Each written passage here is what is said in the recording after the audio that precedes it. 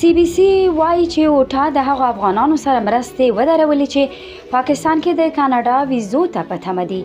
د کاناډا سی بی سی خبري اژانس راپور ورکړی چې د دغه هیواد د کډوالۍ ادارې په پاکستان کې د هغو افغانانو لپاره مرستې ودرولې چې د کاناډا د ویزو په تمه دي. کاناډا د دغه پروګرام له لارې خپل افغان همکارانو، د بشري حقوقو فعالانو، خبريالانو او ښځینه فعالانو سره مرسته کړې وه. دغه پروګرام د کاناډا لخوا په 2021 کال کې واک ته د طالبانو له رسېدو وروسته پیل شوی و.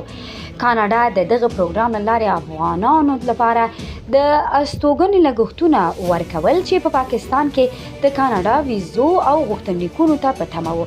د سی بی سی په راپور کې راغلي چې په پاکستان کې د امنیتي ننګونو او بېوسه افغانانو د لاسنیوي په موخه یې د کاناډا د کډوالو ادارې د لنډمهاله استوګنځایونو پروګرام پیل کړی و.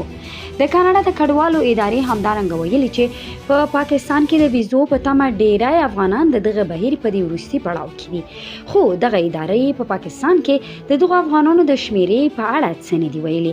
په پاکستان کې ځینې افغان پناه غوښتونکي بیا وایي چې د کاناډا حکومت یې غوښتنلیکونه له دې امله رد کړي دي چې دوی د ملګرو ملتونو د عالي کمیشنرۍ کارتونه نه لري.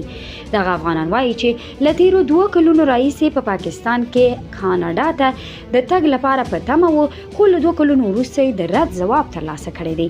د سی بی سی په راپور کې راغلي چې د 2020 کال د اګست میاشتې راهیسې شاوخوا 53,600 افغانان کاناډا ته رسېدلي دي.